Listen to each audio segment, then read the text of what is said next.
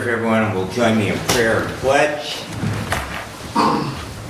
Creator God, we stopped this morning on this beautiful, almost fall morning to ask for your guidance over our deliberations. We ask for wisdom, cool heads, well-thinking thoughts. Lord, we thank you for all that you give to this county, and we ask that you watch over as harvest begins, that you keep all of our producers safe, and that the harvest be abundant. Lord, we ask this in your name. Amen. I pledge allegiance to the flag of the United States of America and to the republic for which it stands, one nation, under God, indivisible, with liberty and justice for all.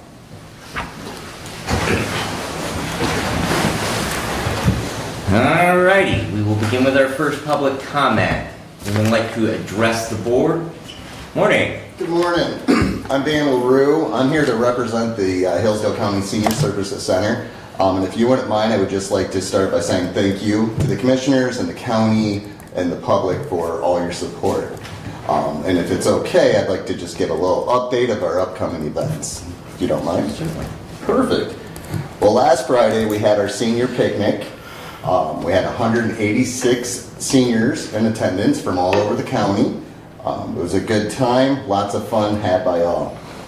This Thursday on September 12th from 5:45 to 9, we're hosting our monthly bingo with cash prizes.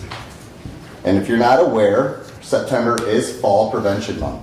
So on September 20th from 1 to 3, we're partnering with Wellwise Services, Area Agency on Aging, to provide a fall prevention class. There will be a physical therapist and occupation therapist there as well to provide information and resources. On September 11th, we are hosting our senior breakfast. That is from 8:30 until you're done eating. On September 27th, we have Senior Day at the Hillsdale County Fair. We do welcome everyone to come from 10 to 2 as we are going to be at the Nicholas Band Shell with music and cardio drumming. For another upcoming event, we have our trip to Toledo Zoo via our Safe Plus program. We're taking about 56 seniors from across the county down to Toledo Zoo for their senior day for a good day of fun. We also started a Daycom Brain Fitness. We recently added this fitness program to the center thanks to the VC and Velma Knight Fund. You can stop by the center whenever we are open to register, then you can use it at your computer or tablet at home, or you can come to the center and use the computers in our computer lab. Daycom Brain Fitness is an evidence-based online brain training program that can help you improve your cognitive function. There are tons of brain training games to play, and the program can be used by those with high brain functionality to those with mild dementia. This is available to all Hillsdale County residents, so stop by the center if you're interested in the program, or just give us a call and we can help you out. Any questions? Or? No. Well, thank you guys for your time. Thank you. Yeah. You're in public comment. Say again? I say you're in public comment. Oh, all right, thank you. Anyone else wish to address the board at this time? Good morning. Morning. My name is Christopher Fenimore. I'm with Disability Connections. We're a center for independent living serving Hillsdale, Jackson, and Lenawee counties. I know you guys have seen me at a few of the board meetings. I've kind of just been hanging out, kind of seeing how things worked, seeing if me being here would help my organization or not, which I think it does, so that's why I'm here. I left you guys all a little packet I made on your tables of our different programs we have, our main brochure, and also we have this free event coming up October 30th. We have Temple Brandon coming to speak. If you don't know who Temple Brandon is, she was diagnosed with autism when she was about 2 years old, and she actually revolutionized the way livestock is treated from the time they're on the farm to the time they go to be processed. Just like more humane ways of dealing with them or dispatching them when the time comes. She's also a really big advocate for kids with autism. Normally it costs thousands of dollars at a conference to see her. This event's absolutely free and it's open to everybody in the public. To register for it, you can either scan the QR code or register online on our website. We offer a wide array of different services, whether it be from independent living skills to job navigation. We actually also have a loan closet for medical or mobility devices or supplies at a heavily reduced rates. I've seen people walk out with a wheelchair for like $100. And if you know anything about them, they're expensive. What else do we have? And then we also have our transition program to help people get out of the nursing homes and back into the communities and either living on their own or living with assistance with them, so that way they're integrated back into the community. That's just I could sit here and take up a whole hour about the things that we do in the communities, but I just wanted to come up, formally introduce myself, and let you know what we're all about. We're more established in Jackson and Lenawee counties. Being a Hillsdale resident myself, I could kind of like to get out into the community here more and help as many people as we can. All right, appreciate it. Any questions? No? What did you say your name was? Chris Fenimore. Chris. How do you Yep. spell your last name? F-E-N is in November, I-M-O-R-E. Thank you. No problem. All right, Have a good thank day, you. guys. Thank you. Anyone else wish to address the board at this time? Will be another public comment at the end of the meeting. All right. Entertaining a motion to approve the consent agenda. So moved. Support. Any additions or corrections? Hearing none, all those in favor signify by saying aye. Aye. Opposed, same sign. Correspondence is listed. Any comments on correspondence at this time?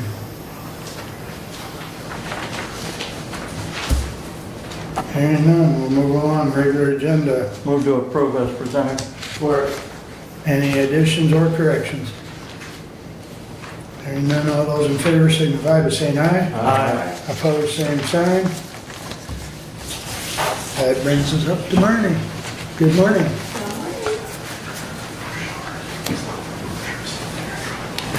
Good morning. Thank you very much for inviting me here today. I know we've got a couple different programs with MERS, from your retiree health funding vehicle, your 457 plan, the defined contribution plan for the new hires, and then the defined benefit plan. And usually we spend a ton of time on the defined benefit plan, but I just want to check in with the other programs and see if there are any questions or comments that you had about those programs. Participation, what's participation in the 457? Do you have a percent breakdown on that?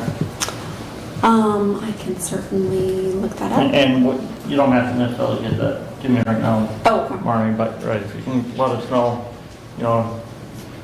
how that's being received at the sheriff's department and that by that participation.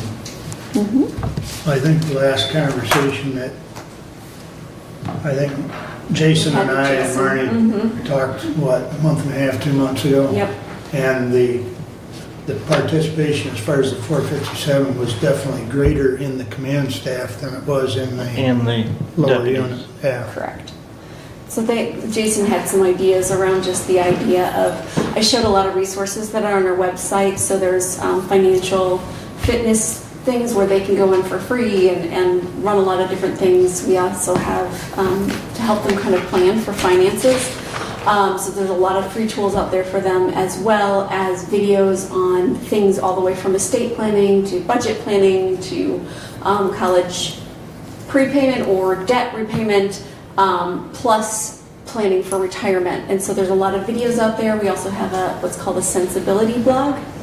And then we have a lot of calculators and our CIO's investment blog. And so his idea was to maybe start a program where each month he'd send out an email highlighting one of the calculators or one of the videos or one of those things, because he's like, they probably won't log in and look at it, but if it comes to their phone and they might look at it when they're in the car. So we're just trying to get awareness of all, because there's so many different tools out there. It's just Yeah. having people utilize them, I think is the bigger thing that Jason was mentioning would be the bigger, it's not a concern for they like the plan, they just getting motivated to, it looks like at this point, I just looked up that account, that you have 8 actives currently. That's between command staff and deputies. Correct. And, This is, yeah, and for the corrections, volunteer. and corrections officers. Whoever's in that. Yeah.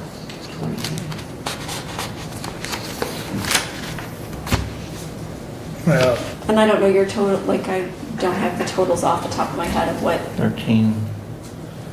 Well, there's 7 and 6, so 25. Right.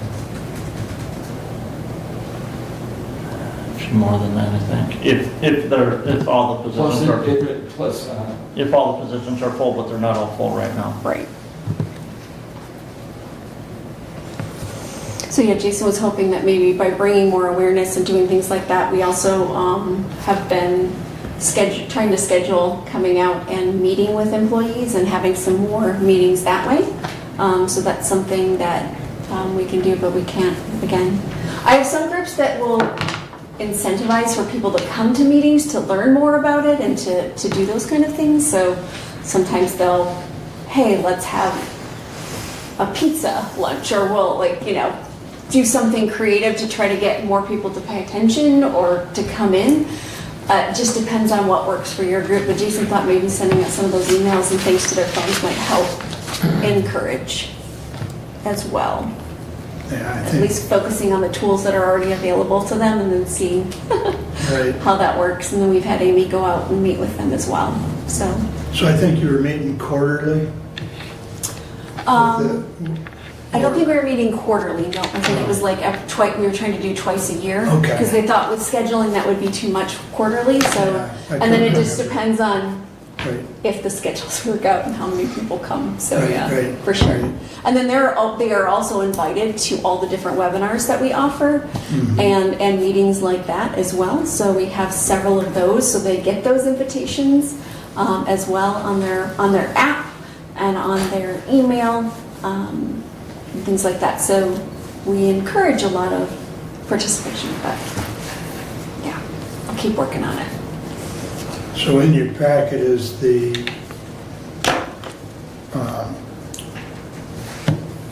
actuary, The actuarial report on the Thank you. defined benefit plan. Mm-hmm. I'm having a little trouble. I think I left my glasses in the car, but I will get through it.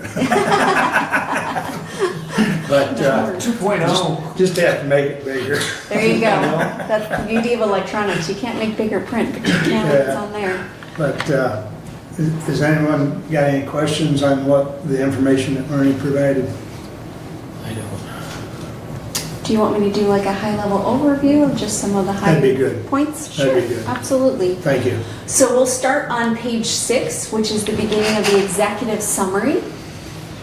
So if you look at that, from 2022 to 2023, you moved from 68% funded to 71% funded. So that was an increase, which is good. You put in additional contributions. That was kind of the goal. Even in a down market from 2022, 2023 was an up market. But with smoothing, again, you're still smoothing out some of the losses from 2022. So to move up in funding is actually really good progress. The next page, page 9, kind of shows you. So the phase-in approach is no longer in existence. So we're showing you that the numbers are the same regardless of which path you took. You've always done the no phase-in, which is the actual numbers. So you'll see your cost increase from January of 2024 at $300,000 up to $305,000, little over $305,000.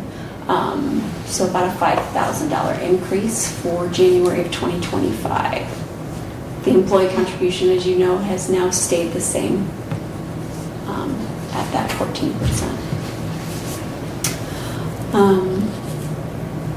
Going down to the next page, we talk about comments on investment rate of return. So that's kind of in the middle of the paragraph. You'll note that we moved from a 7% assumption down to a 6.93 due to dedicated gains. So as a reminder, That's an active policy with MERS, where when there are higher than the assumed rate of returns, we will use some of those assets to buy that assumption down till we reach the midpoint. Good news, in 2023, we did now I can't talk, Mark. Reach the midpoint of 6.95. And then after that, we start only using half of the assets, so we moved it down to 6.93. As a side note, the State Treasury Department moved their assumption for PA 202 from 6.85 up to 6.9. So we're at 6.93, they're at 6.9. We've also seen other groups across the country starting to move or adjust around in that area. So with the upcoming experience study, which is a reminder, every 5 years we look at the experience of the last 5 years and compare it to our assumptions and make adjustments if that's necessary. That is going to be over the 2019 to 2023, so we will be looking at that. The dedicated gains, it is the desire and the goal of that plan was to help so that we won't see as large of a swing of changes in assumptions on the investment return. Also moving to the generational life expectancy, which we did with the last experience study. We're hoping that that levels out some of that volatility that you've seen in years past. That was the goal of that program as well. So it'll be interesting to see what wage inflation assumptions are going to do, because you remember in 2019 and 2020 and even 2021 we didn't see pretty stagnant across wages, but then in 2022 and 2023 we saw larger increases due to inflation. So that'll be an interesting to see how those numbers work out. As well as with the life expectancy, to see now with this experience study if there is any impact from COVID.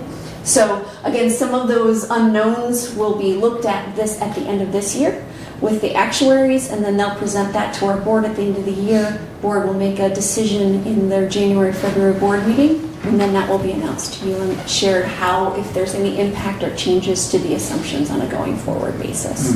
So just a heads up that that's coming. That's not in the written piece. I just want to always give you a heads up what's coming. But the big point of that page was just moving to the assumption of 6.93. Moving down to the bottom of page 9, we always talk about asset smoothing.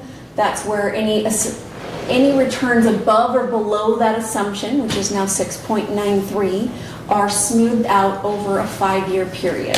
So in 2020 and 2021, when we had 13 and 14% returns, obviously those brought down some of the assumptions, and that was some of those gains were smoothed out over 5 years. In 2022, last year's valuation, we looked at that negative 10%, even though the benchmark was a negative 16, almost 17%, so you didn't lose as much. It was a big volatile year, but you're still smoothing out that loss over the next 5 years. So you experienced 20% of that loss last year, 20% this year, and another 20 for the next 3 years.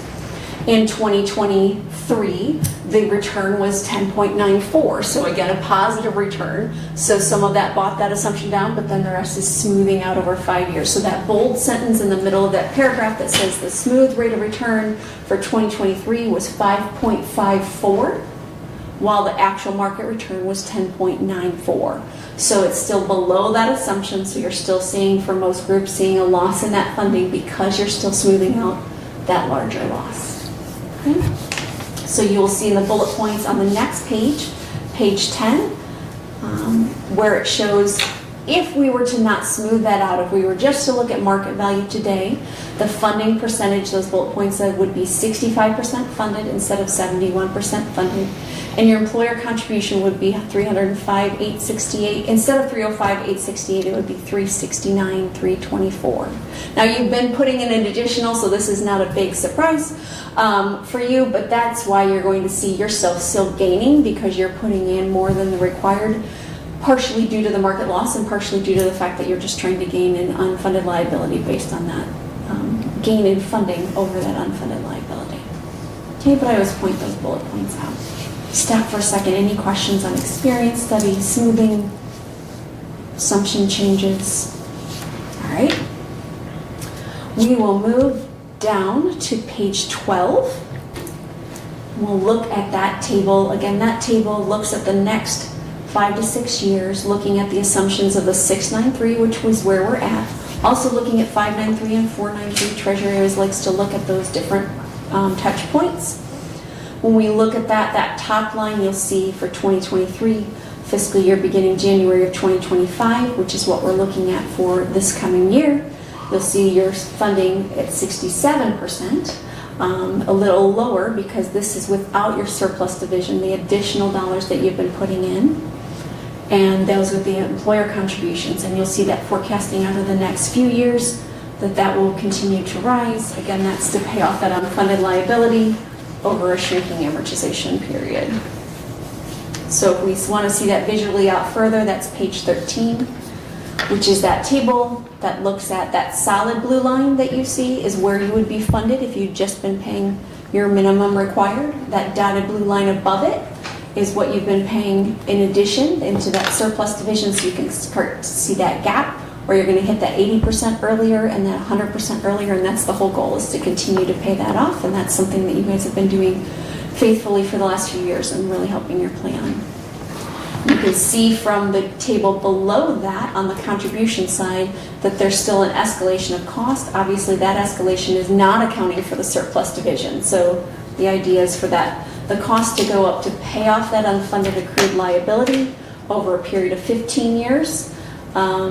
But again, with that surplus, the idea is eventually that you'll have some of that surplus, so you won't actually hit that peak, that you'll have some to utilize based on that. Marnie, does that graph represent the total contribution or just the employer contribution? That drop represents the employer contribution. Okay. So when that unfunded accrued liability is paid off and you get to a different time frame, that is when you could again negotiate or look at that from an employee perspective. And what I'm referencing there, and we had this discussion yesterday in budget meeting with the sheriff, is the active employees that are part of that defined benefit plan contribute some of the funding towards that defined benefit plan. But as those employees retire, that contribution still is going to need to be made, but that will more than likely increase that percentage contribution that the county will have to make to keep that contribution working towards that 100% funding of that accrued liability. And that 100% is 2040. Yeah, it'd be, what, 20 years, Yeah. working 20 years after we close that defined benefit plan. So it's about 15 years right now is where your amortization schedule is. What Brent's referring to is on the next page, table 1. So when you see that division 2, which is your only division, that total normal cost, that's what it costs for everyone in that plan to earn another year of service in their formula, right? That's that 13%. When you look at the employee contribution rate, so for them to earn another year of service, it's 13.19%. The employee contribution rate is 14.4%. So it is higher than what is the normal cost for earning, so it's also paying off some of that unfunded liability. So that's why you see the employer normal costs. So for instance, if you were 100% funded today, you would actually be getting a credit of about 17.6, if I round it up, because the employees are paying some of that unfunded liability plus whatever they're earning in their service. So, but because there is that unfunded accrued liability, that is really what the county is paying off. And so that's that bill, that paying off that couple $1 million bill over 15 years, that payment is the $323,460. So as people retire and stop contributing, obviously that 14.4% that they're putting in would discontinue, as well as them not earning any more service, but that 14.4 would discontinue, which is what Brent's referring to. But as employees retire, they're replaced. Into the They defined are, contribution but they plan. are not added to the defined benefit plan. Yeah. That defined That's benefit closed plan by. was closed to new hires on January 1st, well, effective January 1st, 2021.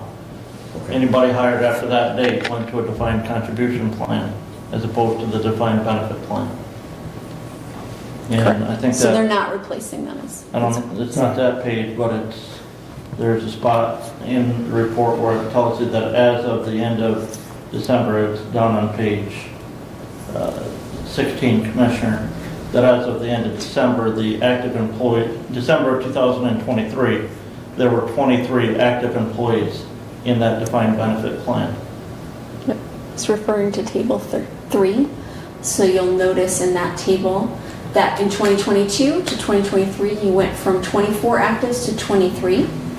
You also went from 9 vested former to 8 vested former. That means someone was either eligible to draw or chose to take their refund. I doubt that, but was probably eligible to draw. And then you went from 22 retirees to 21. So even though you had someone, it looks like they retired and someone else vested former was able to draw, you still lost a couple retirees to kind of see that payroll for retirees and cash going down slightly.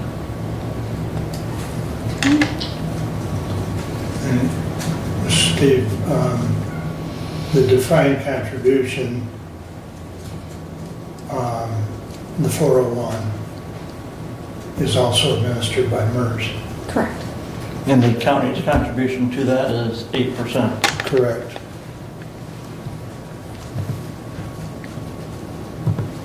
Okay. Okay. The next table on the next page just shows the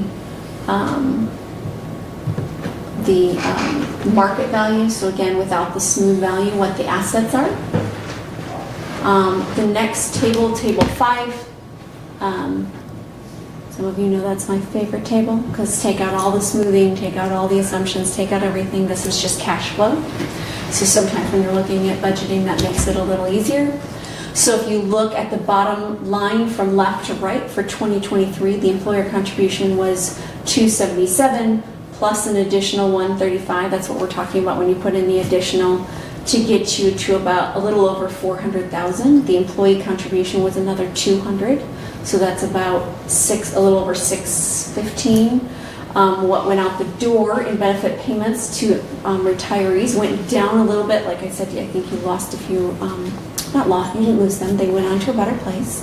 From a retiree perspective, the benefit payment went out to $491,392. So again, what went in was greater than what went out, which is why you moved up in funding, which is helpful. And then plus you had the investment return of $409.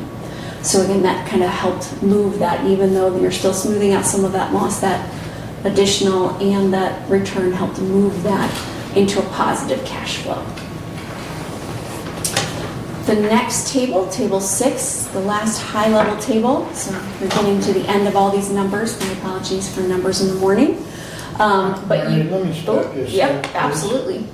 Back to that table 5, Yeah, valuation asset balance. yep. So that last column for 23. that That's would the show- smooth value. That's the value of, The 7.9 million. okay, thank you. Yep, absolutely. I didn't go to the last number. Sorry about that, Mark. I appreciate the pointing it out. So when we look on table 6, this is kind of the high level of where all the liabilities are. What are the assets? And then what's the unfunded accrued liabilities? So you can see for the active employees, what the liability is, vested formers, retirees, pending refunds, for a total liability of 11.1 million, with assets, as Mark mentioned, of 7.9 million. Doing the math together gets you to the 71%, and that gets you to the unfunded accrued liability of a little over 3.2 million. So you'll see your surplus division, which is the numbers in parentheses above that. That's the additional you've been putting in, so you're now at 496, so you're almost at $500,000 as of the end of the year, so I'm sure you're higher now, but that's showing you the work that you've put in so far. But when we talk about that unfunded liability paying off over that 15 years, we're talking about paying off that 3.2 million over 15 years. That's why you're seeing that cost go up to pay that off, and that's why that's that large drop off when that unfunded liability is paid off. The rest of the report is GASB 68 PA 202 numbers and a lot of into the weeds stuff, but I can certainly go there if you want to. But that's kind of the high level overview without putting you to sleep. I don't think anyone's asleep yet. So trying. Well, I think you went over that quite well myself. Is there any questions or comments? Just to comment, that extra that we've been contributing that Marty referenced there, that was determined by the Board of Commissioners back in 2020 when the windmill projects were nearing completion, that a portion of the property tax revenue generated from those windmills would be set aside and contributed as an extra contribution to the MERS defined benefit plan for the Sheriff's Department to try and fund future contributions that the county would have to make to bring that to 100% funded level. So the health department's been making similar contributions from excess funding that the health department's had to their defined benefit plan, and we're actually starting to look at, because of what we're starting to see at the health department, an increase in that annual contribution figure. Can we now start using some of that surplus funds to keep that increased annual cost down to where we've been at the health department? Something that we'll need to, this body will have to look at down the road if we continue to fund that surplus, if we start to see that annual contribution cost, and that one table there on page 13 estimates that annual contribution cost going up to about $600,000 in the future. Do we make that contribution cost out of the county general fund, or do we, at what point in time in the future do we start to use that surplus fund to level off that annual contribution? And I know MERS has a calculation program that they can run to say, okay, in 2030, this is where, if you continue to make that $135,000 annual contribution, this is where you're going to be at, or this is where you're at, and if we start using that, this will get us to 2040. This amount annually will get us to 2040.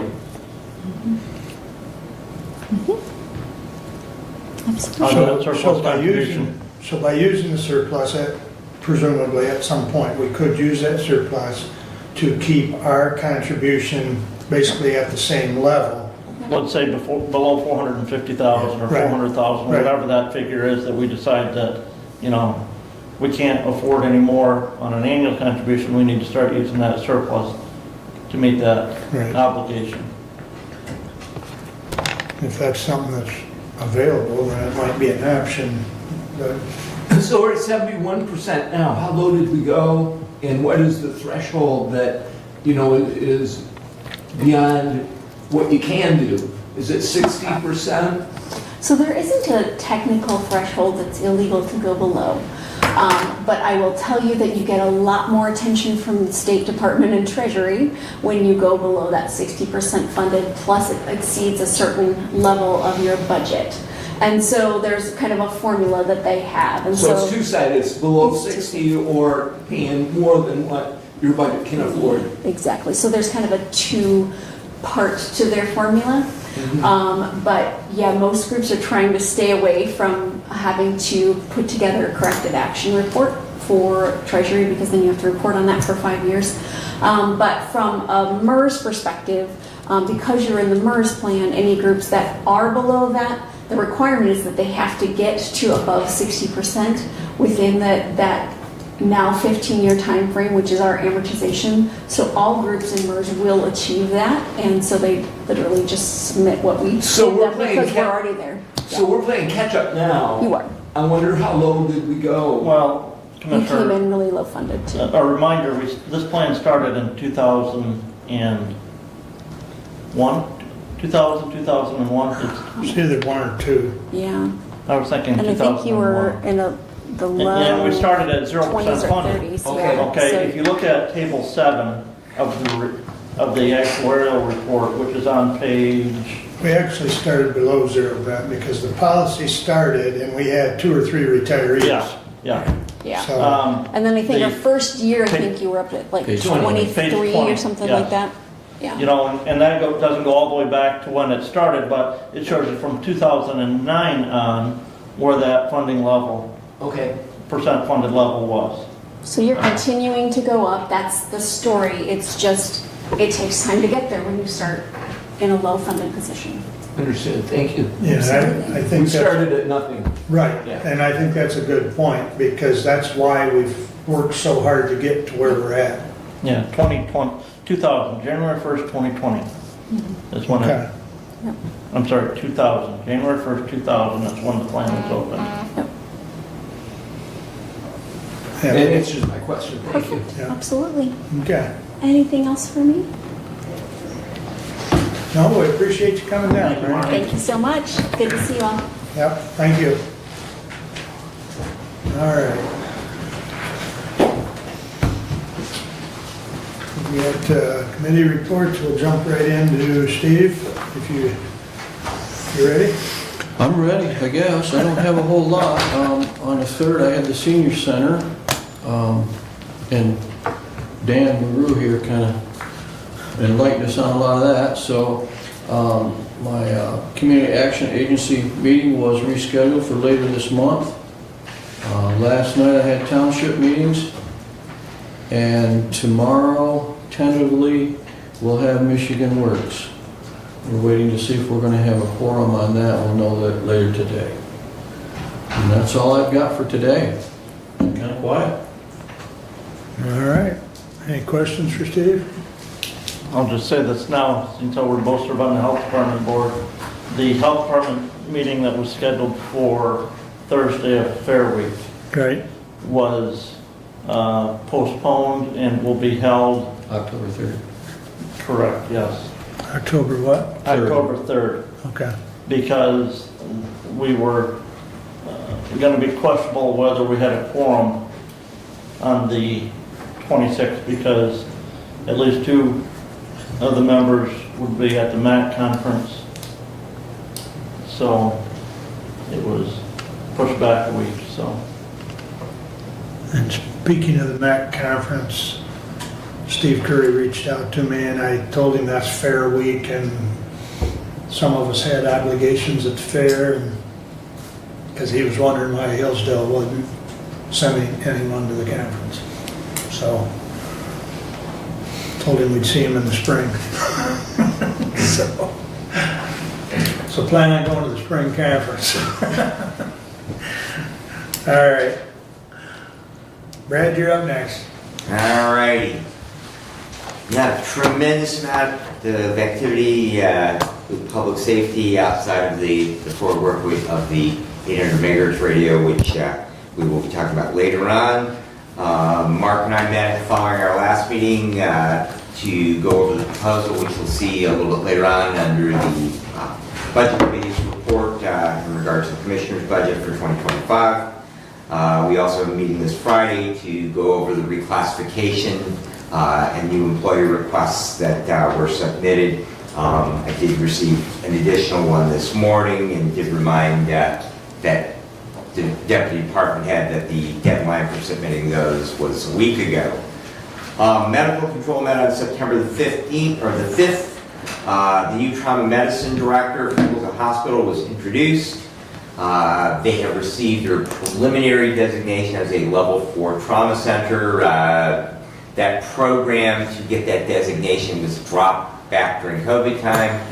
They're back now actively working that and to permanently establish them as a level 4.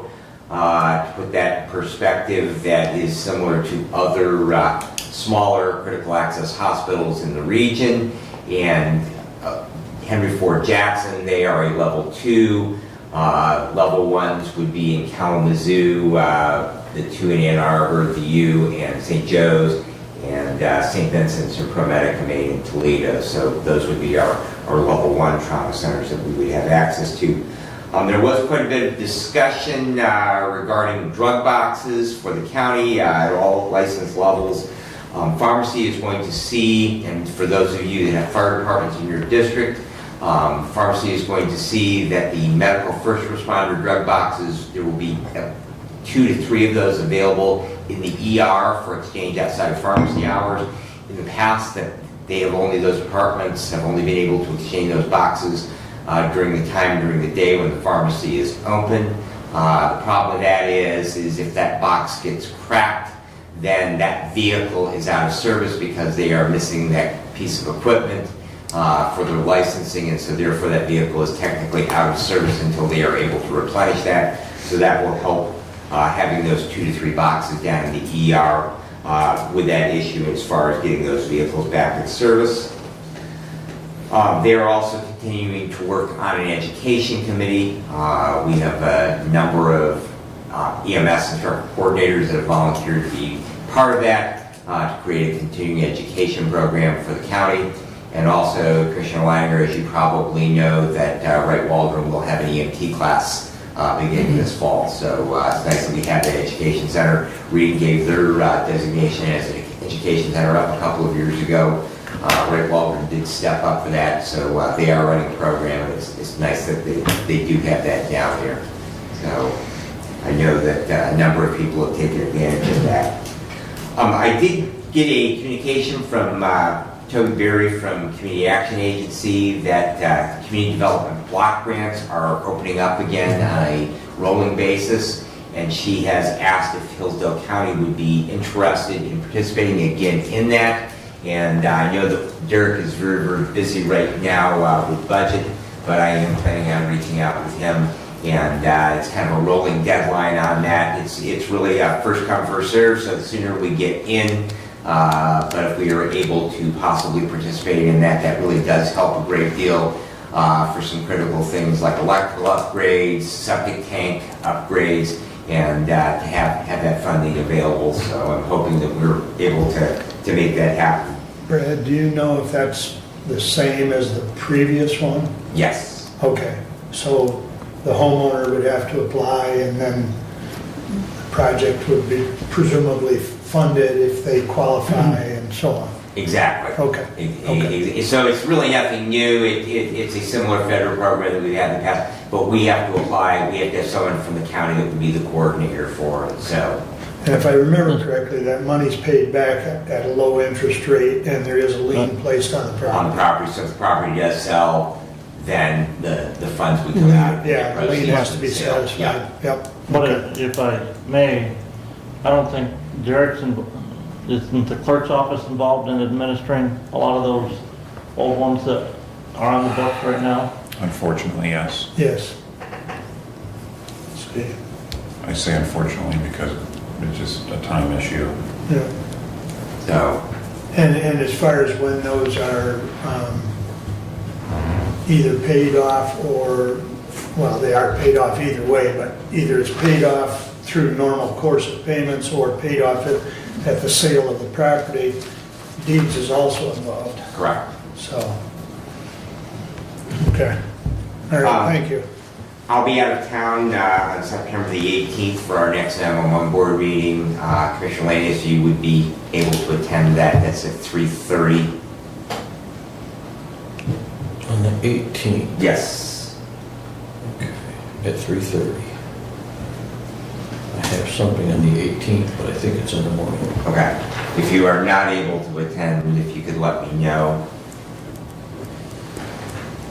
And the local emergency planning committee will meet on September the 20th in the morning.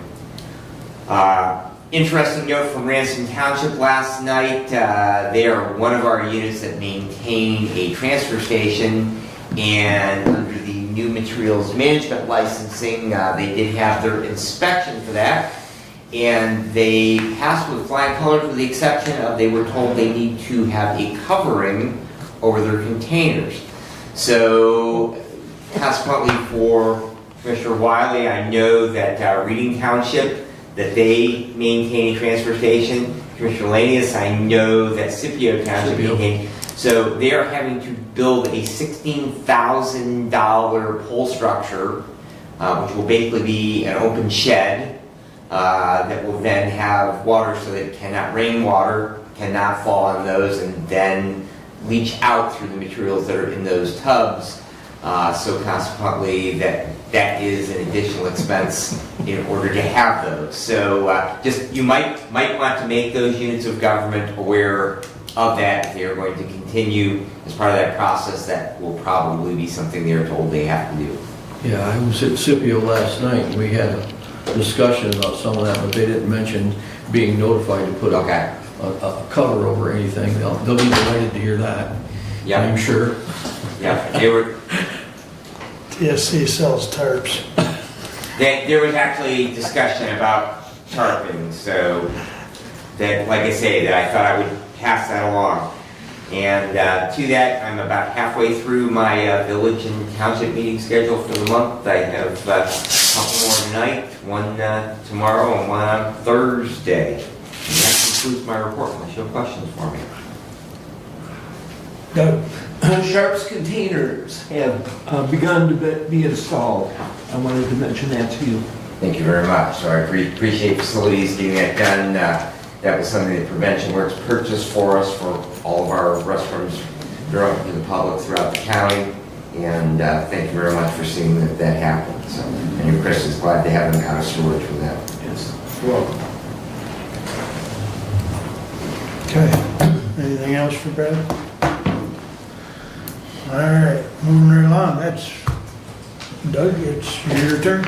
We are at the beginning of the monthly meeting schedule, so it's very light at this particular moment.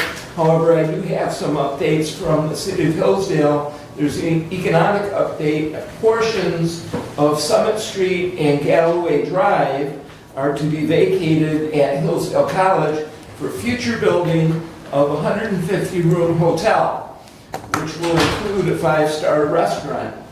There are no details yet. There's a rendering drawing of a proposed building and what it would look like. The process is beginning for this multi-year project. The college will be very active in working with the city of Hillsdale to accomplish this hotel. I will be attending a tour in the city of Hillsdale at one of the new duplexes on Hidden Meadow Drive.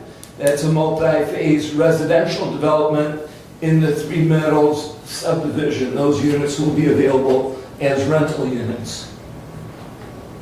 Regarding rental units, I was asked at our last meeting regarding the rental house at Lewis Emery Park. At our last meeting, house cleaning and cabinet painting had been arranged by trustees. Since then, the facilities department has done many projects at that house. They have pumped the septic tank. There's all new carpet. The storm door has been changed out, new batteries and smoke detectors, kitchen floor repaired, banister installed, covers and receptacles replaced. The water heater stats have been replaced. New blinds cut down on closet doors due to the carpeting. Those doors needed to be trimmed. They've replaced the toilet seat, replaced the shower curtain bar, new towel bar, replaced doorknobs, replaced light fixtures, and again, the new carpeting is scheduled to be installed upstairs. So many items have been done and accomplished at that rental house. Anticipation, as I did indicate, is October 1 available for rental. Any questions on the house at Lewis Emery Park? I believe that was going to be posted as far as the rental posting. Yes. Third I'm week. sure they'll talk about that at Thursday's Parks Okay, meeting. yeah. Yeah, you know, the actual process and the timing of the posting and the availability of showing and so on. Okay, good. Regarding the courthouse, Jake from Historic Renaissance will be in Hillsdale on Thursday to begin going over the punch list for completion of the courthouse. This project is wrapping up. We've had and started our budget meetings with department heads. That began yesterday and will continue this week and next. And as far as meetings go this week, I have a meeting this afternoon with Judge Stuyvesant. We'll discuss the upstairs offices at the annex. If you remember, the space will be vacated in the next year or so. So we need to talk about where those existing offices will be going. Hillsdale Township this evening, Michigan Works Southeast tomorrow, Parks Road on Thursday, and EDP on Thursday. That's my meeting schedule so far for this week. And that does complete my report. If you have any questions, I'm happy to attempt to answer. Commissioner, did you get the email from Mr. Raymond this morning? Adding FOC. No, there was another one he sent. Apparently the Community Foundation has awarded a grant to the parks Okay, I did not get that. for help with the roof on one of the pavilions Okay, of $3,900, so. excellent, thank you. Then I'm sure again that'll be discussed on Thursday's park meeting. Okay. Anything else for Doug?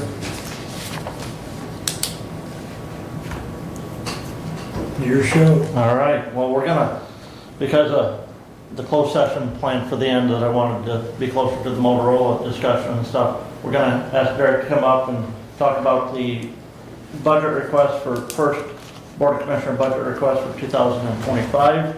The first item there underneath on our agenda. I don't know, Derek, do you have printed copies of that or not, or just what's in the packet? So, Which item are you gonna start with, Brent? 11.1, discussion on Board of Commissioners budget request. Oh, okay. So, and that is in the packet. So, Commissioner Weiler, Benzing, you guys were the ones that submitted this, so I guess any highlights that you guys want to discuss first and foremost? No, just approve. So just a couple of things. The first is pay, and basically because we are unable to raise wages within the term, we are always playing catch up. And so basically the number that was utilized for that was going back to the last adjustment in comparison to all the other electeds. And so the percentage of increase that the other electeds have received was indexed in along with the proposed increase for 2025 that would be for the employees. So consequently, that's where that number was derived from. The other thing that there is a change in is the seminars, yes, the seminars and education. That has not been changed in a significant number of years. In fact, I don't believe that it has changed in the entire time that I have served in office as a commissioner. I was just looking at the flyer, and it was interesting that Mr. Curry reached out from MAC, because I looked at the cost to attend the MAC conference, and it's $415 for the conference registration, and then if you take the lower level hotel room, it's $212 or $215 plus the resort fee per night. So consequently, at the amount that we have used, and again, that goes back 15 or more years that the level was at. Now, we don't necessarily always use that, but if we do have someone, I would rather have the amount budgeted and then therefore have that education be available to any members of the board that might want to take advantage of that. There's usually always a great deal of valuable information at MAC. There are also a number of other things. I know Commissioner Ingalls attended the Active Assailant Conference, which I did a year ago, and I attended the Homeland Security Conference this year, and so consequently that is the reason for the increase in that. I think everything else in there is pretty much the same. The one thing that we did bump up is our legal expense, and that is simply because that we will have contract negotiations coming up next year, and that always does increase because those contract negotiation legal expenses always fall within the Board of Commissioners budget. I thought we had a separate item for that. For labor relations, we do have a separate line item in the appropriations section of the budget, that's where usually where those legal fees for that? those legal fees fall. We can bump that down then. I mean, if that's where it lays, we just Right. need to bump that line item up a little bit because we do have 4 contracts to work on next year. Okay. So it can come out of, well, this could go back down to 2024's level. But, And the only comment I would make, if you look at our 2023 activity, you can see that we had about that same amount, so.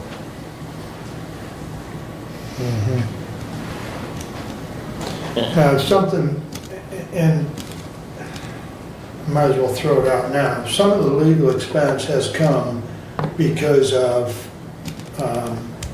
questions pertaining to HR. And that is something that Brad and I requested the last several years, but not in this budget request. We are working on something. Derek has talked to Raymond. Brad and I have talked to Raymond. We're looking at the potential of doing an assessment and assessing what our needs are, and we'll bring that to you in the near future. But looking at that as a potential contractual service, because something that has been talked about over and over is the need for HR. So that is not in this budget request, but just to be fully transparent, it's something that we're looking at on the side, and we'll bring that forward at a future date.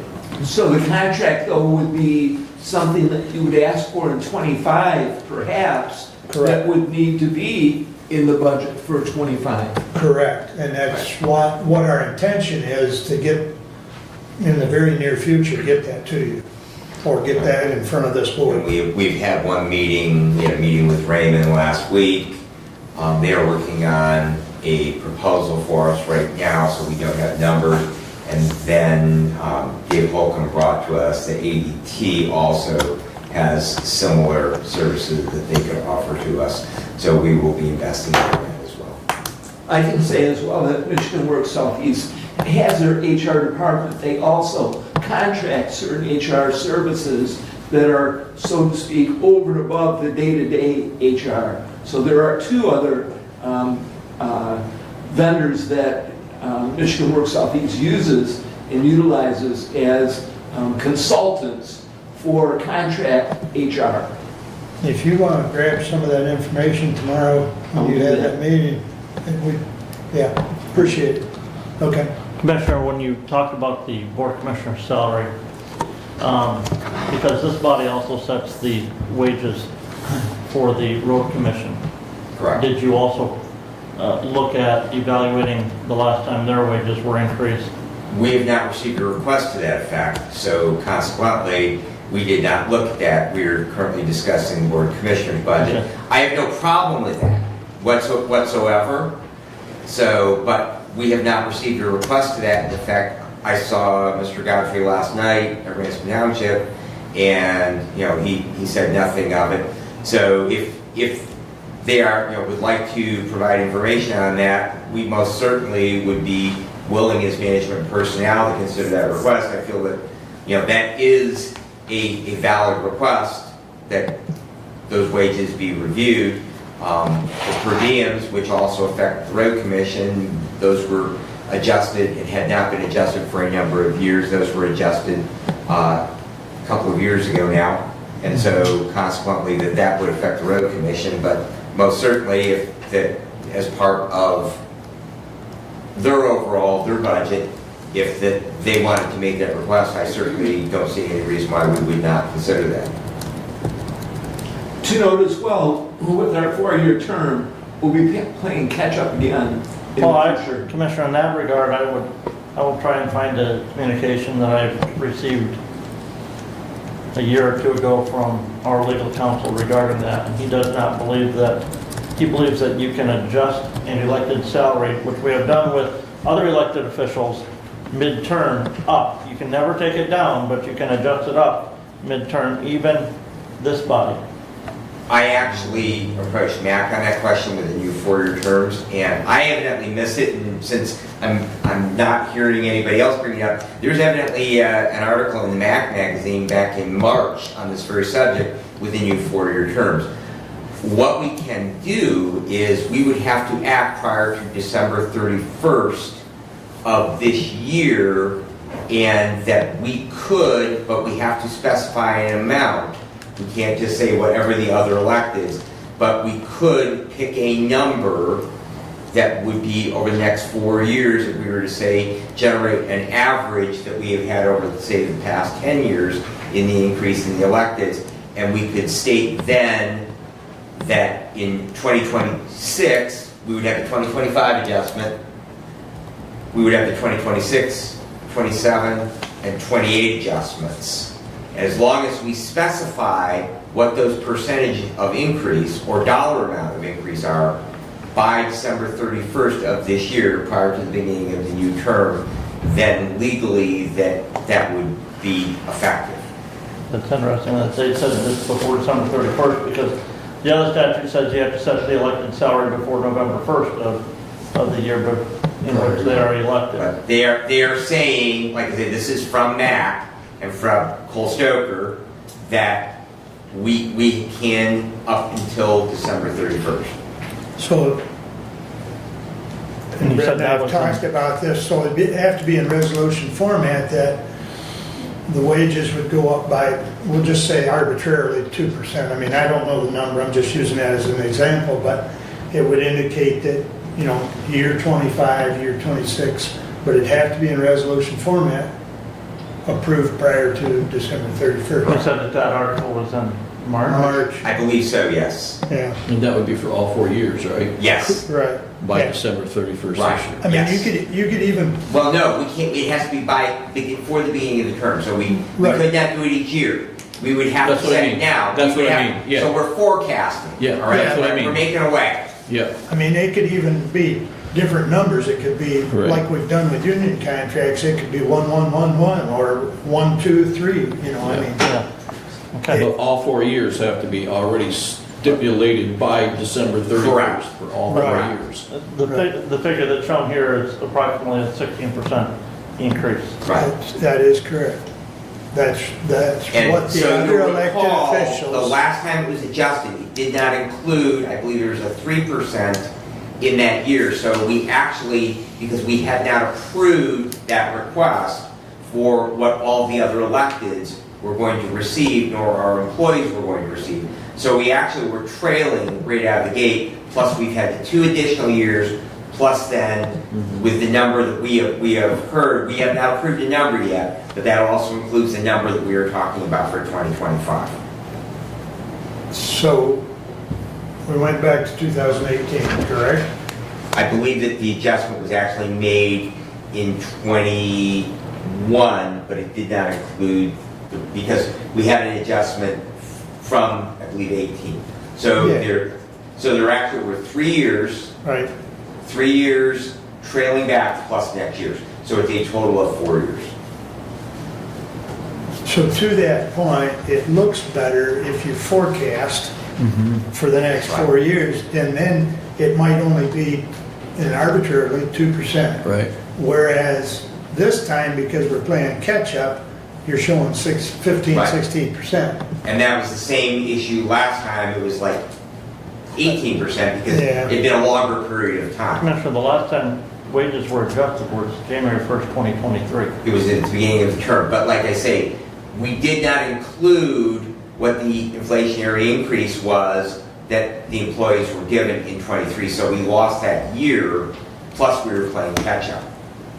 And while we talk about percentages, the actual dollars that a commissioner receives in '24 was 7,800, myself, Right. and moves to 9,050. I mean, we're talking $9,000 for a year of my multi-meetings per week. Well, you know, just so you know, I've heard there's no money available. So have I. Well, I have seen the budget request and the current budget as it stands with everything combined. The requested expenditures exceed anticipated revenue by $1.82 million. Request. Yeah. So, So can I add something along those lines? Please, if you will. Please, Derek. So this HR position or contracted HR position, I think that needs to be as, like a number to it as quick as possible. Essentially, you're looking at, we're down to like 6 weeks before we kind of want to have a proposed budget. So, you know, we press other departments all the time when we're asking for numbers early and they don't have them yet to come up with estimates, things like that. So just as far as getting that considered in 2025's budget, I mean, it's tight. So and like Commissioner Leininger said, it's not a lot of fun. So for it to truly be considered, I think it needs to have numbers soon. Okay. Understood. We'll do our best to get those around. In regards to Commissioner Bensing's comment earlier about the request for a classification change, I would say, we requested budget numbers by August 31st as well, so. Well, we've also discussed that. And the only thing I'll add to that is we spent a lot of money on HR expenses with our labor attorney in the past year, so we can pay it one place, we can pay it in others. And I question on some of those, and should some of those not have gone underneath legal services for board of commissioners, but should some of those have gone underneath the labor relations portion of the budget? Typically, what hits the labor relations is always contract negotiations. But I mean, we can expand that however we want. We just got to make sure we have the money budgeted in the correct spots. Yeah. Okay. Okay. All right, Any other comments on the board of commissioner budget request? Moving forward, the medical examiner budget request, and I know we put this here because this is a contractual agreement between the board. Derek actually is the one that put this budget proposal together. He took the anticipated numbers of where we're at right now for those medical examiner cases, the autopsies, did some extrapolation calculations out as to where we think we'll be for 25, and those are the figures that you're seeing here for the 25 budget request on that medical examiner. One thing, Commissioner Bunting and Commissioner, where are we at with those discussions, talks with Lunaway and Jackson County on maybe firming up that agreement? I had an opportunity to visit with Dr. Mino briefly at NASCAR because he is the medical director for the track as well, and that we are getting relatively close to an agreement. So Commissioner Wiley and I had some meetings with the Lenawee County Administrator a few months back, and then that she was going to then present what we had come up with collectively to Mike Overton, the administrator in Jackson. Dr. Mino seems to feel at this point that we are getting pretty close to creating that. It would be somewhat similar to some of the other joint operating agreements that we have. We would have an oversight board that would have a couple of commissioners from each of the 3 counties do it, so that we would have some oversight.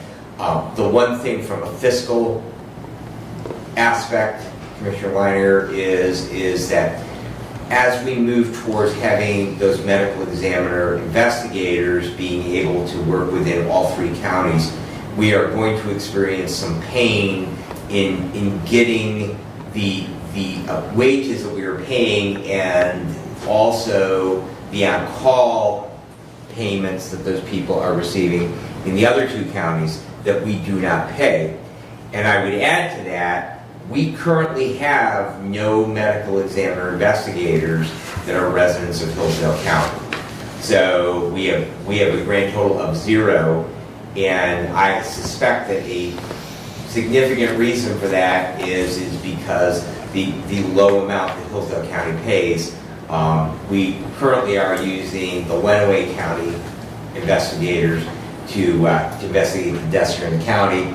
Number one, that creates a wait for either law enforcement or EMS that are with that scene up until the time the MEI arrives. Sometimes those can be 45 minutes to an hour to have somebody come over here. And the hope is eventually that we will have for all 3 counties, so if there's a death in the northern part of the county, that we could get someone out of Jackson County, which we currently do not do, but as part of this collective agreement, since it brought it up, that is the intent, that those MEIs would be able to work in all 3 counties.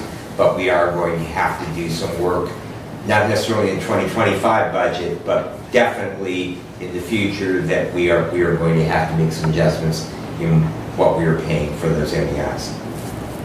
And just to add to that, the MEIs is an extremely important component of this service. And if you look at page 2 of that requested budget there are 2 pages on that one. Yeah. You'll see that the dollar per case that we used was the $75 per case. Right. And what do the other 2 counties pay for those? I believe that because they get an on-call amount. I would have to go back and check and make sure. I don't want to throw a number out and be wrong on it, but. I don't remember either off the top of my head, but we are, I mean, it's like anything, if you pay a little better, you're gonna attract people. We had an extremely good one for, a couple of years at least, maybe Yeah. 3 years, and she has decided to, do some other things within her personal life, which, we all change gears from time to time. But, ideally, it'd be nice to have 4 in the county. Right. And if they were strategically located. We had a big recruiting push probably 7 or 8 years ago. The medical examiner or Sarah came over and talked to the fire departments that have EMS agencies, talked to the transporting EMS agencies, talked to law enforcement agencies, because any of those backgrounds, or if you have another medical license, you're a nurse, and did some serious recruiting.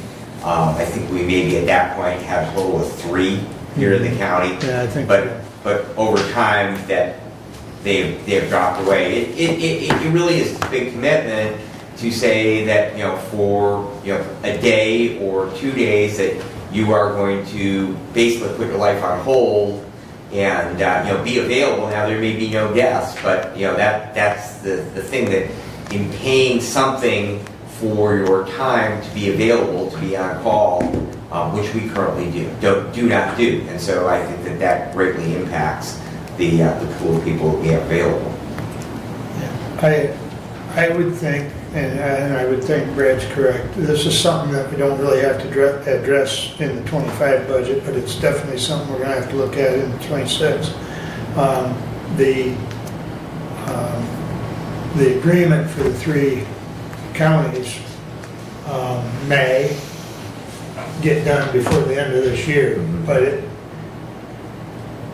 it's a work in progress, but it's getting closer. I know I talked to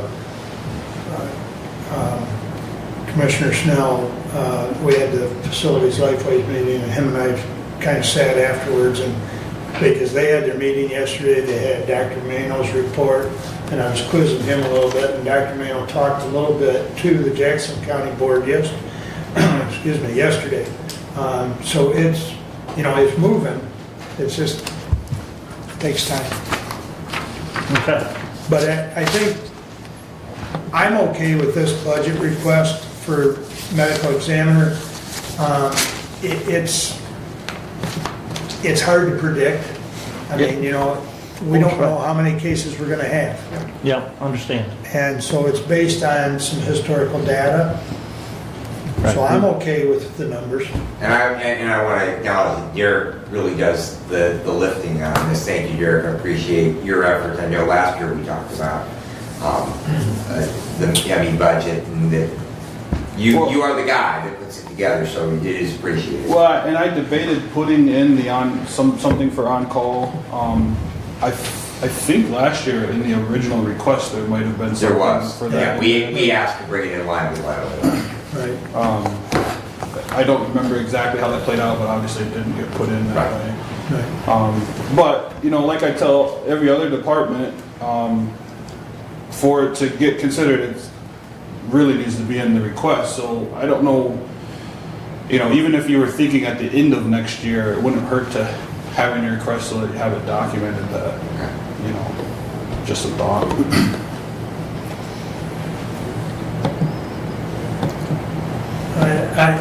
So what you're saying is keeping a placeholder in there for it. Right. At least have it on record, like, hey, this is what we think we're gonna need to really recruit medical examiners. If it becomes a board decision, whether, you know. Well, we've got, because, a year ago, after we finished the 24 budget, we did a projection as to where we thought we were going to be for the 25 budget. I fully intend to work with Derek and do that again for looking at not just 26, but also probably looking at 27 as well. We need to start planning long-term, not just looking at the next year at a time, so that we can plan for some of those capital improvement options that we're going to have to be making in the future. And that is one of the few advantages of the four-year term, that we can start looking at those, because that whiteboard can be wiped out with a two-year term, very quickly. But now I think that was one of the thoughts is to create more continuity in boards of commissioners with those longer terms. And I still, I'm in the camp of I don't know the legislature did the right thing by that, but that is definitely a benefit that we can start doing some longer term planning as the legislative body that oversees the budget with those longer terms of office. So in that page 2, Derek, that you've still got in there as a line item, you've got MEI on call. But it's just that there's not a number on it. And I would say with the budgetary requests that we have, as long as it's in there, we can look at it in the future, but I don't think we need to put a number on it for 25. All right. So, Do you remember how much it was to be on call that we? I would have to check with Sarah. I'm sorry, Derek. It's been a year. Maybe we'll touch base on that, and then Yeah. when we're looking at 2026 numbers, maybe we'll include it in that. Okay. yeah, that's a good idea. Okay. Any other questions on that? No? Move forward to the next one, 11.3. As of right now, our second meeting in September is scheduled for September 24th. As we discussed, I'm not available to be here on that day. We do need to move forward with the final levying of millages for the county here in September. And so I would like to change that meeting to the Wednesday the 25th so that I could attend and make for that millage issue. The other thing, dealing with the next two items, resolution items, that if are presented, I would like to be able to participate in that discussion on that day. Also, we've been working with bond counsel regarding some of the bond issues for the 800 megahertz radio, and they're intending to be here on the 25th for that meeting. I will be out of town that day. You will. That is the Digital Government Conference. Mentioned that at our last meeting.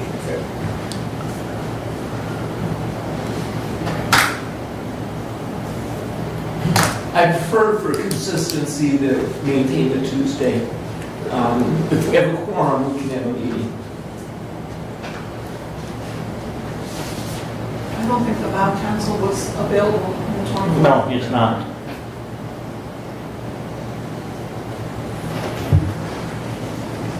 Steve?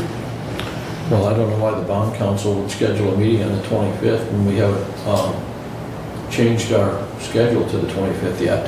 Why would they schedule it for the 25th? Well, I think it was the availability. Availability of him. Yeah. And again, I'm not available on the 24th. I have no reserve either way. Makes no difference to me on my calendar. I mean, I've got to haul some cattle that day, but I'm sure I can work that out. Well, I would move to change our regularly scheduled meeting from the 24th to the 25th at 9 a.m.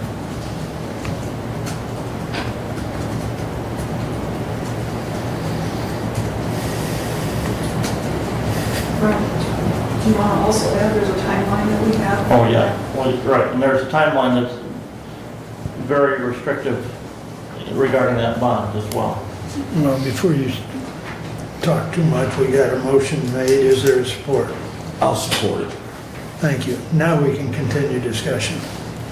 Yes, and there's, the bond council at that meeting will be bringing us a resolution that we'll need to act on to deal with any payments that we make before we issue the bond, so that those can be recaptured and paid back to whatever county fund is used to pay those before the bonds are actually sold. And you mentioned a timeline, what is that timeline? You have Get a copy here, this right here.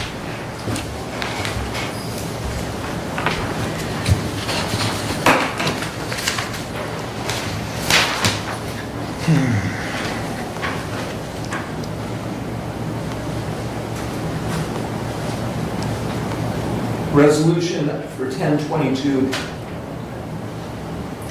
Is there any reason that we could not either move that meeting to the 30th or we schedule a special meeting for the 30th?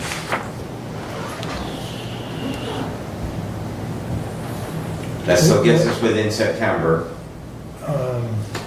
It's a Monday. Okay. We could have our regular meeting on the 24th and then we could deal with that, and that still gets us within September. So what do we do about the bond council? We tell them they need to be here on the 30th. We're paying them a bunch of money. they may already have appointments scheduled, Commissioner, on that Oh, day. I already have appointments scheduled too. I'll send them an email.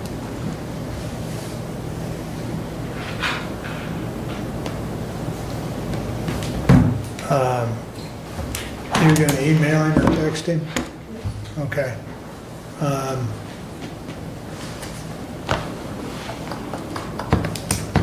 Put it on hold for a few minutes. Let's take a break. Sounds like a plan. 5-minute break. We'll reconvene 5 minutes.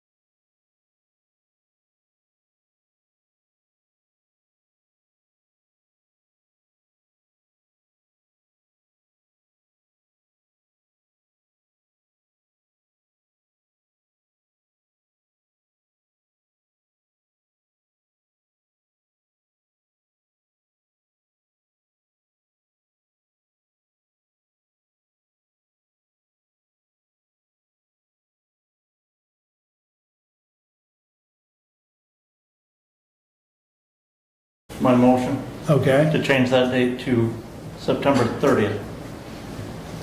the entire meeting. Yes. So cancel the meeting on the 24th and move to the 30th. Correct. I'll support that. Steve has supported the amendment to the, now you're gonna make me vote on two of them. Yep. Okay, so I think to have the 24th and use the 30th as a special meeting maintains consistency with our meeting schedule. Well, that's part of the discussion. That's why I brought it up. But I believe you're good with the 30th. Your Well- thoughts on keeping the 24th? My thought was we would just do it as a special and do the components that we need to do on the 30th to keep the 24th, but Do you have standing order on the 24th that will be compromised as well? Give me just a moment here. Yeah, give Abe a minute. Let's look at that. That's a good point, Stephanie. If we've got somebody already scheduled, we may have to maintain that meeting. yeah. And I don't remember, Abe can bring it up faster than I can.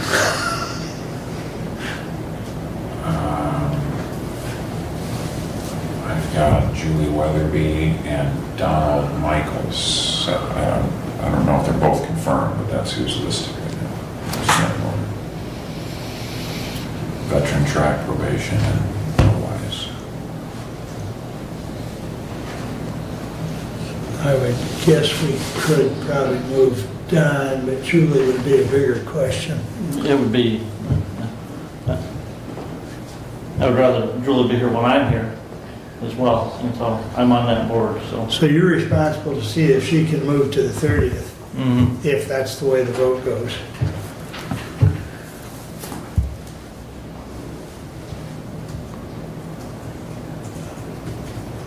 So it's a little convoluted. Have a motion to amend to the 30th. Yeah, I'm just trying to think.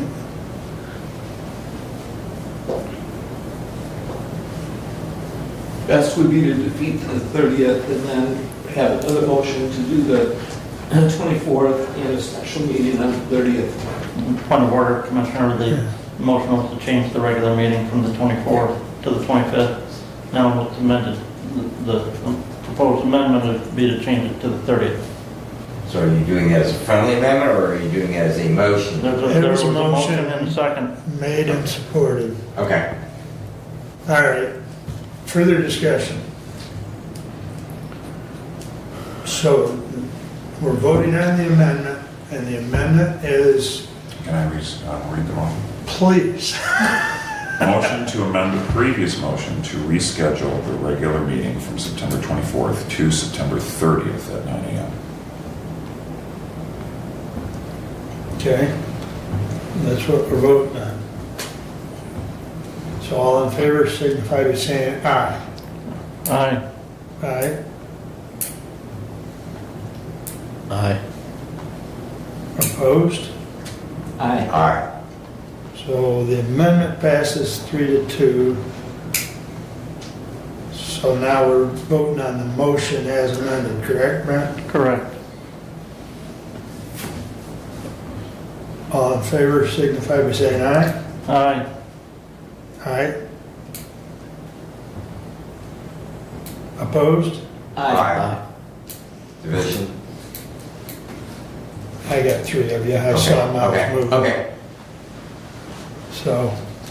So the motion fails. I would move that we conduct a special meeting on September the 30th at 9 a.m. to consider the bond proposal, because that would be the purpose of the meeting. It's not just, there's a special resolution that we have to have before we expend funding, and some other things for the bond council that we'll need to deal with. So I just have a motion to conduct a special meeting on September 30th at 9 a.m. Leave it at that. Unless you have. Yeah. Okay. I think that's specific enough. Who supported that? I support it. And for the clerk, for that posting of that special meeting, I would make sure that that's to consider advice from legal counsel regarding the future issuance of the bond for the 800 megahertz radio to comply with the... Thank you. That's what I was looking for in making my motion. So you have provided the necessary component. to comply with that posting Yes, requirement yes. for special meetings. Yeah.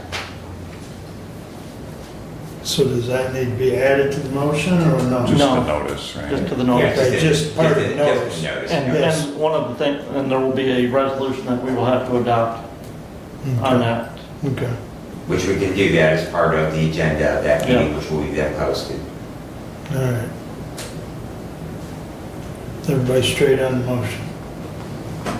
All in favor, signify by saying aye. Aye. Opposed, same sign. Sounds to me like we've got a special meeting Perfect. scheduled for the 30th On that at 9 a.m. at 9 a.m.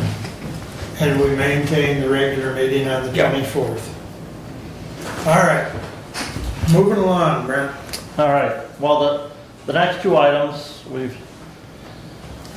received a legal interpretation, and so I am not going to be presenting resolution 2490 and 2491. So you're going to withdraw them today? Yep. Okay. I will say that we will still need to levy the other winter millages for the county. Those will be the millages for the ambulance services, the medical care facility debt, the senior center, and Lifeways.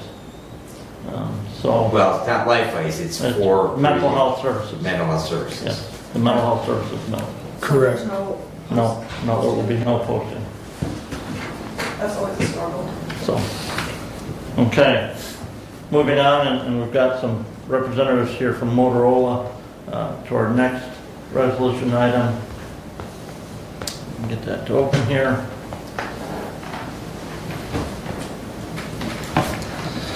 Resolution 24092 to the Honorable Board of Commissioners, whereas on May 14, 2024, the Hillsdale County Board of Commissioners adopted Resolution 24067 to accept the updated bid from Motorola Solutions for the construction and implementation of a countywide simulcast system add-on to the MPSCS network.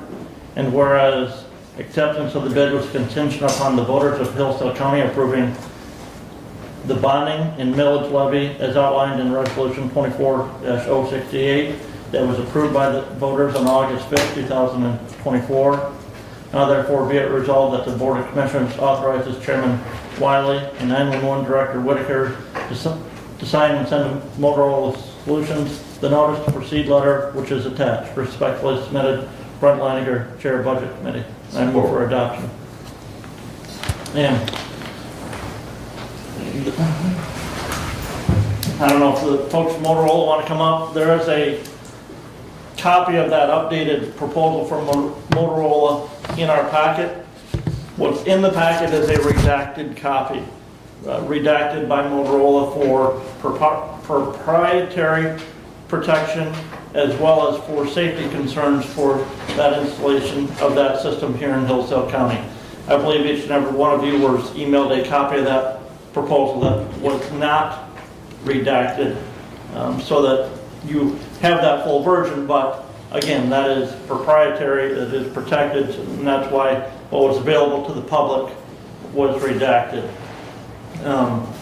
In talking with the bond council about preparing for when we can go forward with levying the millage that the voters approved, we had a original schedule from the bond council that looked at us approving this resolution from Motorola in April or May of next year. And that got some wheels turning, contacted Director Whitaker saying, trying to find out where we stand on that. He had these numbers from Motorola through some negotiations with Denise at Motorola. You have the presentation before you. One of those things that if we agree to this, in 45 days we'll be invoiced for 5% of that contract cost from Motorola. Again, we haven't issued the bonds on this issue yet. That'll be one of the reasons we can't issue the bonds is because we don't have the real estate for where 2 of those towers are going to be. So that's the reason for our next action item is to discuss that purchase. Talking with Finance Director Ringman and the County Treasurer, the plan right now will be to use funds from the Delinquent Tax Revolving Fund to meet that 5% obligation in 45 days. That those funds will be repaid to the Delinquent Tax Revolving Fund once those bonds are sold and the bond proceeds are received. The difficult thing though is should something unforeseen happen and those bond proceeds not be able to be secured, that anything that Motorola expends, the county would still be obligated as a payment to Motorola. For the My Deal contract, that this is a part of anything that is not expended would be returned back to the county and be paid back to that delinquent tax revolving fund. But just so that we're aware that when we agree to this contract with Motorola, that's where we go. The voters approved for us to borrow up to 16 million in that bond levy. The updated proposal for Motorola is for what, 13 million? 800,000. I didn't read that, but yeah, it's 13 and 13, just under 14 million dollars. yeah. Now, what's not included in that will be some cost associated with real estate acquisition for 2 of those towers. What's not included in that is the bond counsel and financial advisor cost that we'll have associated with issuing those bonds. And I just noticed this morning reading through that, Denise, there may be some added cost even with Motorola for driveway and site preparation, a little different than what they had proposed and calculated in that for those 3 sites where we will be building those 300-foot towers. I would also add fire pagers are not included. in Correct, that amount. yes. And that was, what, 268,000, Yeah. Yeah, if memory $270,000. if memory serves me correct. Yeah. Yes. So, but it is that figure with Motorola and some of the terms and agreements that we've got as far as the 45-day payment after invoice from Motorola, the 5% down, I believe 5% on kickoff, and if you want to describe what kickoff is on that. Absolutely. So kickoff is when we initiate the project and we schedule a date with Director Whitaker and our project manager to basically initiate the efforts, talk about schedule, and just transition the project into implementation. So that's defined by Director Whitaker and us on an agreed upon date. And the timing now is because My Deals changes October 30. Well, you know, the timing now is more the Motorola bid cost than anything else. You know, 2 years ago, that bid cost from Motorola was substantially less than what we're looking at now. And so we talk about those inflationary costs. The longer we wait to execute this contract with Motorola, we want to keep that cost as minimal as possible. So the My Deal contract price is 17.5, and then we have a one-time additional incentive applied of 3.7 million to get down to the 13.8. And that incentive is what's valid in September. And Director Whitaker was not able. Valid in September.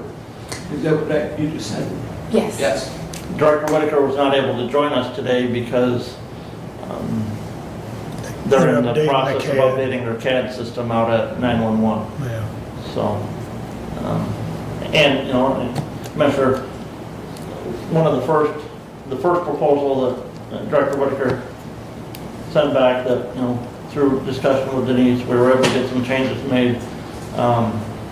That deadline was September 24th, or no, September 26th, but then there was a 20% down payment due in 30 days of execution of that. So some negotiation back and forth, we got that down payment down to that 5%, but with the understanding that we would be authorizing the signing of that notice to proceed today. What is the dollar amount of 5%? 600 and some. I don't know, last time it was 10, so I didn't do that. So five times 14. Yeah. So, I mean, that's 700, that'd be Yeah. 700,000, we're a little bit less Yeah. than that because we're 650. 13 million, well, I was gonna say 680 in that figure. 680,000? Correct. Approximately. Yeah. And that money's in the fund, delivery? Yes. thank you, Madam Treasurer, for working with us on that, making those funds available to us. Appreciate it. Now, so we're going out for bond, we get the bond, is that 680 gonna be replaced? or- That, yes, Commissioner, Okay. so, That's and that's vital why some of the work that the bond council is doing for us on that resolution and those other things that we'll take up at that special meeting Okay. is because what we're doing is for bonded work, we have to adopt the resolution that any proceeds that we pay out before those bonds are received, that we can still recoup those costs back and pay them back. Okay. That's what I was wondering, if we're gonna make ourselves whole. Okay. It's in our Seegers account, so we're transferring that money into the billing line. We Okay. understand where's there. Okay. Okay.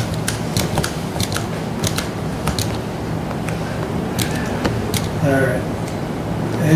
I'm satisfied. Any other questions on the resolution? Is basically signing this contract and getting things going.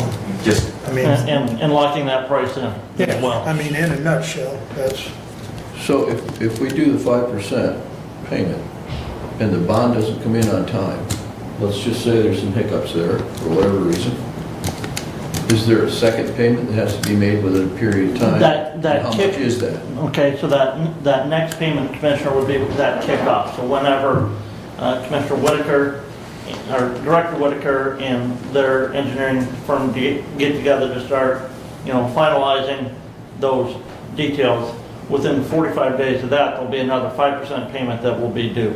So the flexibility is in the kickoff date. The signing of the deal cements the pricing. And then the major payment will be due when those 45 days after the items are shipped for delivery to the county. And that's on it's page, 100 and... well, is there any tentative dates kind of on, On that kickoff? yeah, Not right now, no. We'll base it off of your needs and kind of the process with the bond and everything there. Of course, we'd like to move as soon as possible, and I'm sure you Us all too. do as well, but.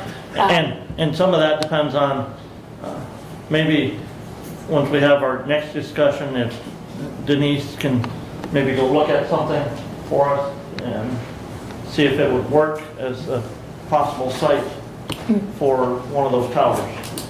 okay. All right, I have one other question. go ahead. Not being familiar with the bond process, how long does that generally take? Well, This is a bigger project, this is the first I've ever done, so you saw the timeline there. yeah, and again, this is the first I've ever done, Commissioner. I don't know, Commissioner Benzing, were you on the board when the last bond was done for the medical care facility? no, expansion? actually, the year after that. Okay. Yeah, that's what Brad and I, we talked about this, last night, I think. This is kind of new because none of us have directly been involved in You this know, bond. and again, what this So we- conversation that I had with the bond council started with, okay, we've been approved for this bond, we've been approved to levy the millage. Should we levy that this fall? No, you can't levy the millage until you actually have sold and secured the bond funding. So by the sheet, it's a 4-month process. And you have to purchase the property before you can do it too, Correct. and you don't have that. Yes, So we're 5 months. or more. And it's not necessarily purchase, but we have to have an option to purchase that real estate to move forward with that bonding process. Okay. Well, I mean, we're approaching winter months, so if you know, if you bond, let's say very early spring, if that whole process is completed, then that's, as far as tower construction and that sort of thing, you're gonna be into better weather, presumably. Now, you know, remember, one of those towers, they don't have to build a new tower. It's just installing equipment on the Right. MPSCS tower that's currently in place in Hillsdale County. Right, But we still have to construct 3 towers. Yeah, yep. right. We own the property for one already in Litchfield. Thank you very much. We own the property in Litchfield, but we still have 2 additional sites. One in Adams Township and one Ransom/Amboy Township. And if I remember correctly, the process is 18-month build out. Depending on implementation schedule and things like that, 18 to 24, roughly, somewhere. Not from today, but from, From that kickoff meeting. yes. Yeah, Yeah. yeah.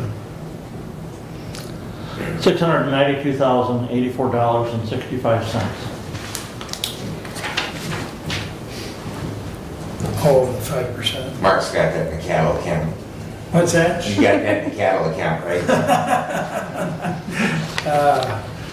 I'll just get my line of credit and extended more. Okay. So the resolution in hand, 24092, further discussion? Roll call, please. Commissioner Lanius. No. Commissioner Wiley. Yes. Commissioner Benzing. Yes. Commissioner Leininger. Yes. Commissioner Ingalls. Yes. Passes 4-1, I believe. Yep. Okay. If you can wait a couple minutes or, but at Thank this you, time, Denise. Go ahead. I would move to go to closed session pursuant to Michigan compiled law 15.268, item 1D, to consider the purchase or lease of real property up to the time until an option to purchase or lease that real property is obtained.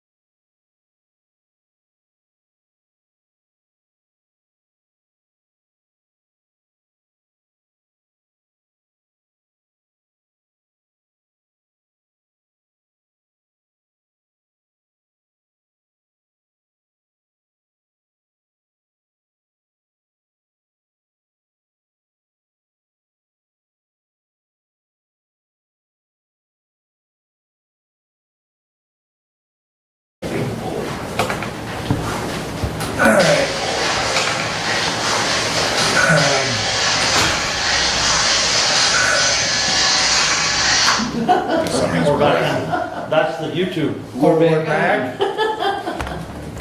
Okay. All right. I wondered what you had going on. All right, Brad, please. I would move that the county representative move forward with the purchase of 2 parcels of property in conjunction with the radio wave propagation study for the purpose of constructing towers for the 800 megahertz communication system. I lost it conjunction, but okay. Could you help me out with the In rest of that? conjunction with the 800 megahertz radio, construction of the 800 megahertz radio system. Okay.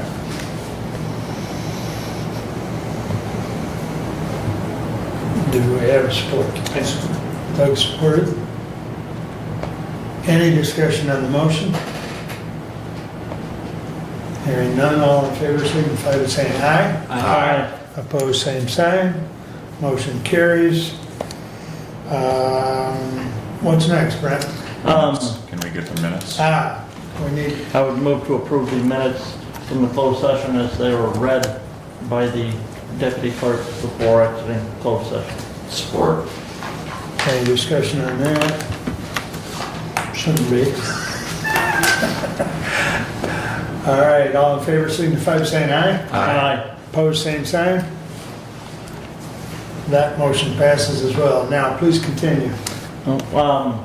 We have well-wise meetings next week.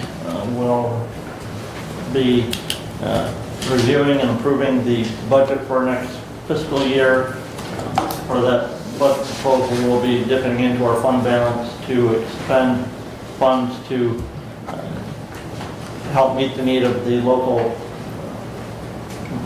area agencies on aging and Hillsdale County, the Senior Services Center, and meeting those needs for home delivered meals and congregate meals because anticipated revenue reduction from the federal government for those programs.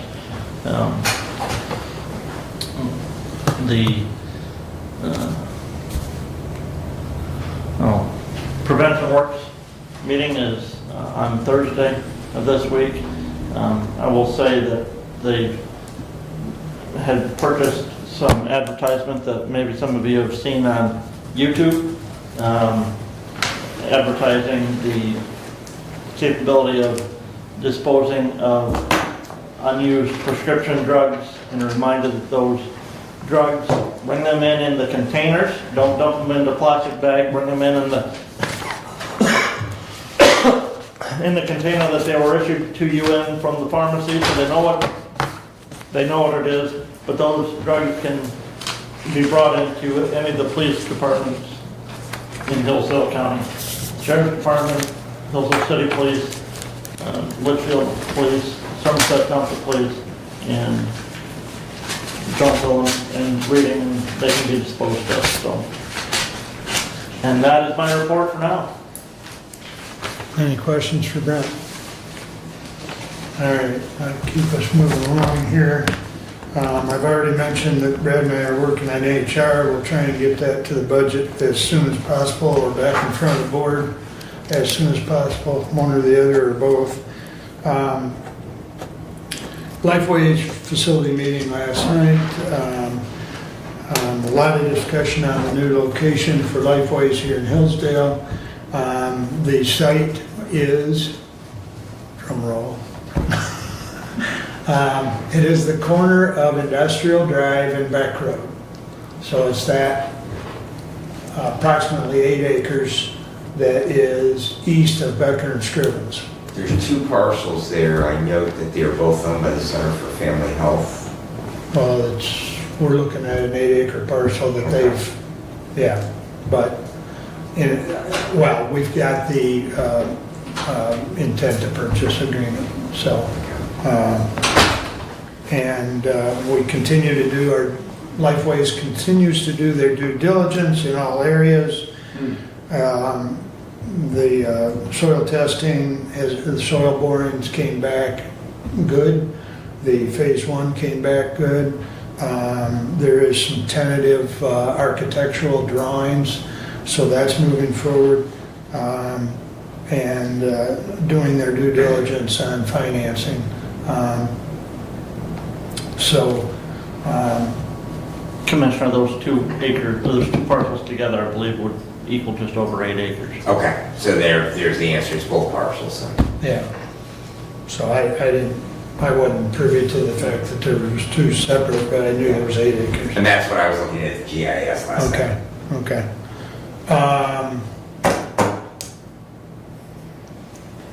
So something I would ask that as future discussions go on with this bond, what is the county's ability to borrow? I mean, you know, Lifeways has talked to us before, and do we have the ability to do a bonding? They'll make the payments just like they did back before, but I guess I would just ask that question be asked, do we have the availability or the ability? And then this board could discuss it further once we know whether we even have the ability, because I think our first and foremost priority is what we just got done discussing with the 800. But like anybody, you have borrowing limits. You could ask them on Zoom. Okay, They'll be on Zoom on the 30th. Right from that. right, okay. Because I was asked last night if there was any possibility, but, you know, I don't know what our max is.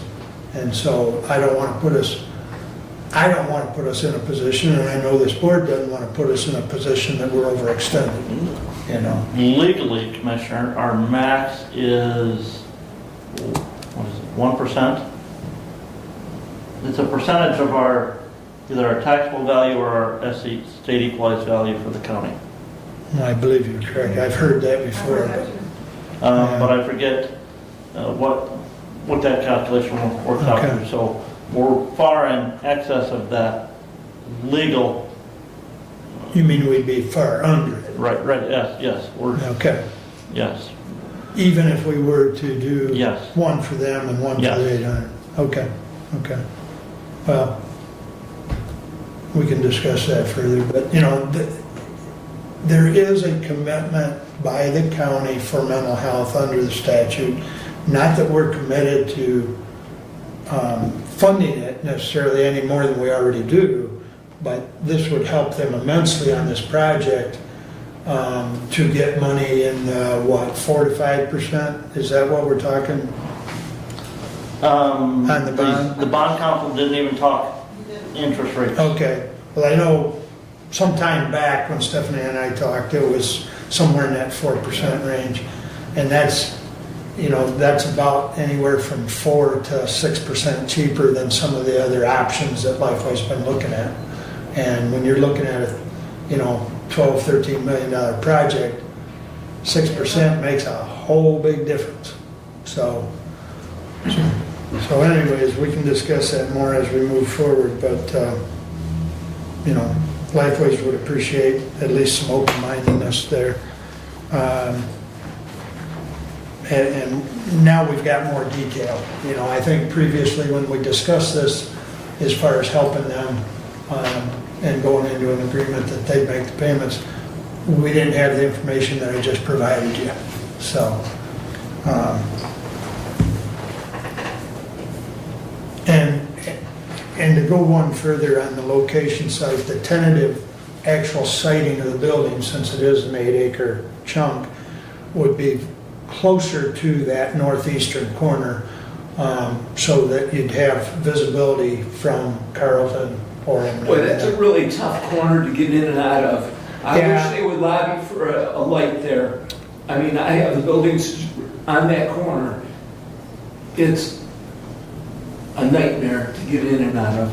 I mean, when you're turning out of there. Trying to turn If you're going left to go north. If you're going north, is what you're It's- saying. Yeah. You've got traffic coming from 3 directions. Well, it's a little, I have actually made that turn recently, and it's a little better now because of the stoplight up there at Myers. I understand. I live Because there. now you get a little more gap in, you know.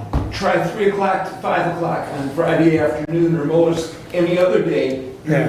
I mean, you've got challenges on that corner that And I'm not, really need attention. and, My opinion. and I don't remember where, I mean, there's been some tentative talk about where the driveway entrance would be. So, maybe coming in industrial drive will be the better option. I don't know, that's, Right, I just throw that out there, yeah. you know, for, That, Yeah, that's a good point, Doug, but I guess I can certainly mention it, yeah. so, So they need to plan for traffic control of some way, right, shape, or form. right.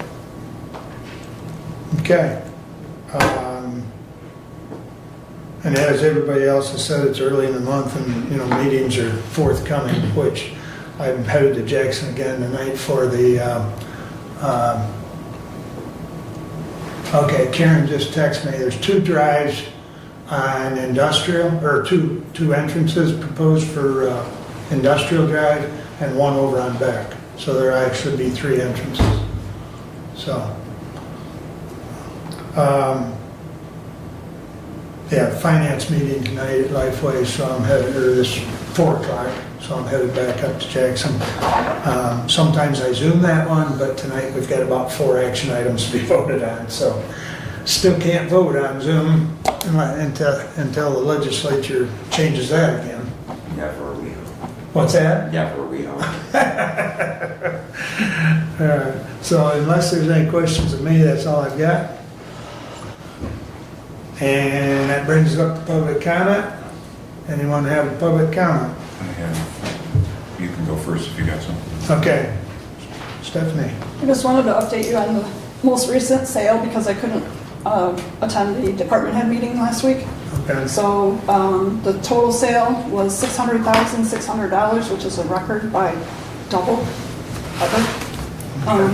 And we have 6 claims on those 23 properties that were sold. So And the deadline has passed to submit claims on that's those. correct. So unless something legal comes up with those, I don't know how it can if we're following the statute, but and the highest bid one was like the one I told you, the 40 acres for $200,250. This is just off the top of my head. Was there a claim submitted on that No. parcel? Okay. No claim. Okay. So All just right. an update you on that. Thank you very You'll much, get Stephanie. that report 2 years from now. That's how it is.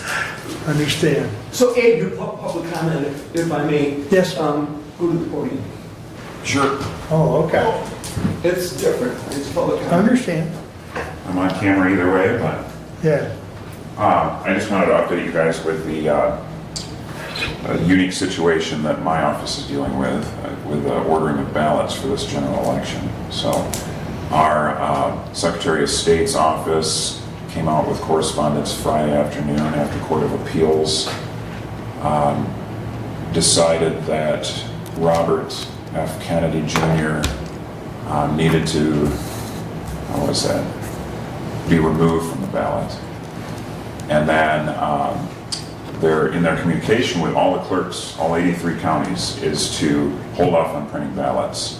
And they were appealing to Supreme Court. They came out with their decision yesterday afternoon. And in both situations, the promise of more appeals to higher courts, in this case federal court, are promised by whoever disagrees with the most recent order. But now they're saying, go to print, go to print, go to print. And I find that very frustrating because I feel like the clerk's offices and our statutory responsibility to provide ballots we're being used as pawns in this political game by our Secretary of State. And so currently we are not going to print, but by law we have to have ballots available a week from Saturday, which really means a week from Friday. So I'm waiting to see if Robert Kennedy goes to the Supreme Court on the federal level. But at some point I've got to order the ballots because our printers only have less than 2 weeks to print a lot of ballots statewide. So there's only a handful of them that do that. So. And the other thing I wanted to mention was with that CDBG grant, I appreciate that we need to give our residents every opportunity to improve their properties for safety and other concerns, but it's another obscure responsibility that gets put on the clerk's office, and we are just strapped. So just keep that in mind. Okay, thank you.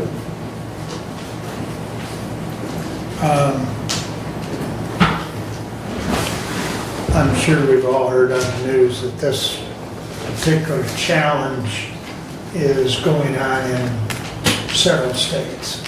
So, take it for what it's worth. I mean, I don't disagree with the comment that it's all politics. But in any event, any other public comment? Additional business, Brent? None, Say again? none. Oh, thank you. Steve? Continued prayer for the county. Roger that. Doug? None. Brad? If you haven't noticed, they've started moving dirt for the Aldi store, Yes. so Yes. it's out that way over the weekend. It appears as though the entrance is going to be off of Moore Road? They- My understanding from road commission is yes. Okay. Because I noticed they have, of course, there's that sidewalk there, or that trail. Well, it's going to country trail. Yeah, and so they've, yeah, okay. So, All right, yeah, I'm I sorry. noticed that the other I did day. hear one thing last night, and I heard it on the radio this morning. okay. Territorial Road is supposed to be open this week. I will neither confirm nor deny that I drove over the bridge on Sunday. Because the bridge is done, because Bridge is. guardrails were not there. The report that Mark Klein gave me the other day, because he was not going to be able to be at